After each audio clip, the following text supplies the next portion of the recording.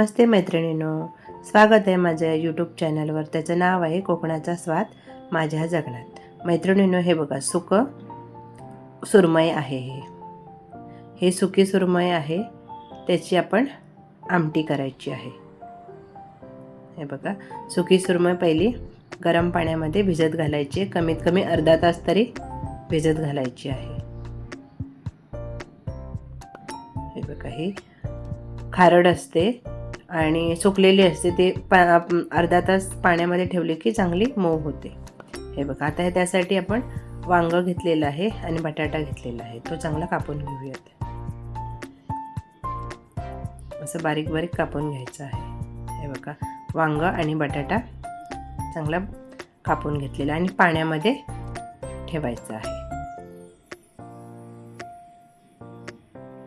आता कांदा कट करूयात. कांद्यातला मधलं हे भाग काढून टाकायचा, तो खराब आहे. आता आपण कांदा कापून घ्यायचा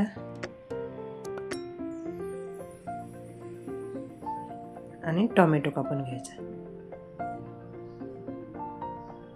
हे बघा, आता आपण गॅस चालू करून घ्यायचा आणि एक पातेलं गरम करायला ठेवायचं. त्याच्यामध्ये तेल ओतायचं, साधारणतः 2 चमचे तेल टाकायचं. आता तेल गरम झालं की लसूण टाकूयात. ठेचलेलं लसूण टाकायचं आहे. लसूण चांगला ब्राऊन होऊन द्यायचा. लसूण चांगला भाजतो आहे, त्याच्यामध्ये आता कांदा टाकूया. कांदा चांगला भाजून घ्यायचा आहे. हे बघा, आता ही मिरची आहे, कमी तिखटवाली मिरची आहे. असे फक्त मध्ये कट करायचा आणि आडवा कट करायचा, असे टाकायचे. 3 मिरच्या मी अशा टाकल्या आहेत आणि चांगलं आता भाजून घ्यायचं आहे.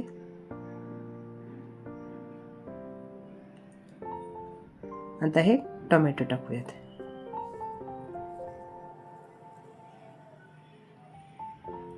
आणि चांगलं मिक्स करून भाजून घ्यायचं आहे. आता हे बघा, हे वाटण आहे. कांदा, खोबरं, लसूण, मिरची, अद्रक असं हे वाटण करून घेतलेलं आहे. ते आपण ह्याच्यामध्ये टाकूयात. 2 चमचे टाकायचं आहे. आणि आता चवीनुसार नमक टाकायचं. नमक कमी टाकायचं आहे, कारण त्या सुकटीमध्ये नमक असतं. हळद टाकायची आहे. कांदा लसूण मसाला, काश्मीरी लाल तिखट, धने पावडर. आता हे चांगलं मिक्स करूयात.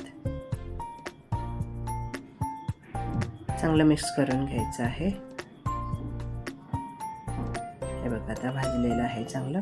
आता हे आपण वांग आणि बटाटा जो कापून ठेवलेला होता ना, तो याच्यामध्ये टाकायचा आहे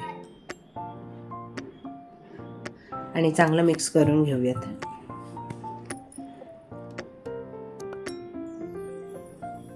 हे बघा, आणि 5 मिनटं झाकण ठेवलं होतं. आता परत हलवून बघूयात.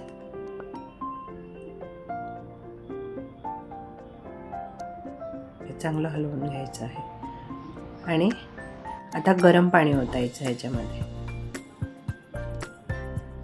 आणि मिक्स करायचं आणि परत झाकण लावून ठेवायचं आहे. ह्याच्यामध्ये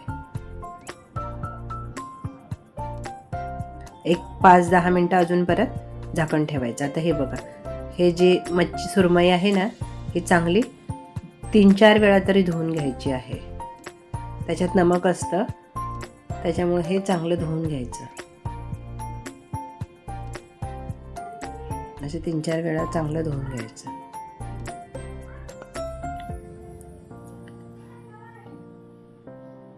आता आपण हे बघूयात. आता हे अर्ध शिजलेलं आहे. आता हलवून बघूयात. हे बघा, हे जवळपास 50-60% शिजलेलं आहे.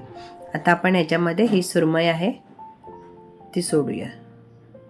हे बघा, आणि याच्यामध्ये परत असं थोडं मिक्स करायचं, उलटं पालटं करायचं आणि गरम पाणी करायचं ह्याच्यामध्ये आता परत ओतायला आणि गरम पाणी ओतायचं. हे बघा.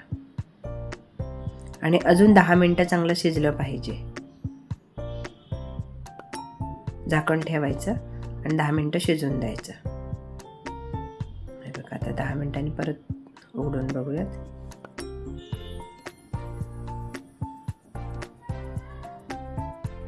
हे बघा, आता कोथिंबीर भरभरायची वरून. आणि आता हे झालेलं आहे. आता आपण भाकरी करूयात. भाकरीसाठी बाजरीचं पीठ घ्यायचं आणि भाकरी करून घेऊयात.